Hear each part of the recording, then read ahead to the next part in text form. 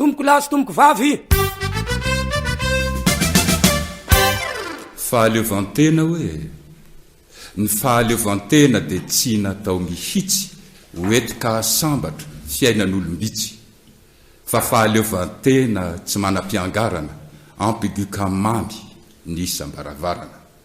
Ny fahaleovantena tsy trosa tsy miato iandrandrana vola avy amin'ny dilam-bato fa izaky ny tena mitoy tsy mety lanaka tsy haraiky trosa no avy ny taranaka.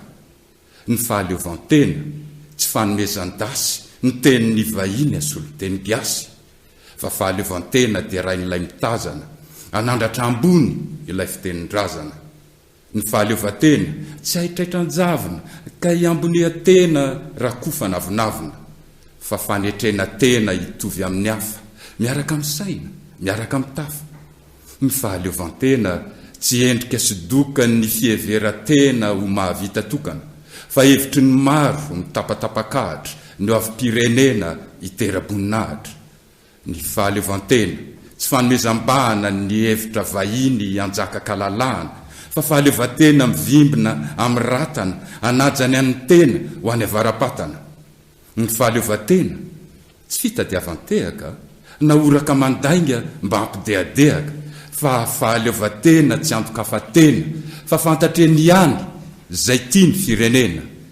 Ny fahaleovantena tsy hoe ianao mitsako fa ny vahoaka kosa mitrongy anaty fako fa fahaleovantena ahitana toky ka ny maro anisa ny sambatra sy voky.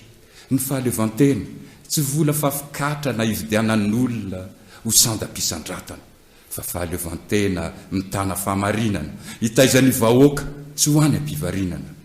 Ny fahaleovantena tsy laza vady bainga ampielezam-peo kanefa tranodainga fa fahaleovantena milazany eo an-tranony tsy misy laingalainga na mila ranondranony.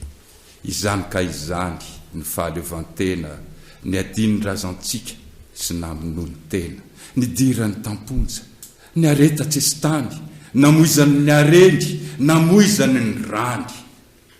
Anefa raha tsy izany no fahaleovantena iainantsika etona fa tao fitiavatena sahy ka mijoroa hiato an'ny marina mandra-pahatratra ny tanjona ho tratrarina ndao amin'izay.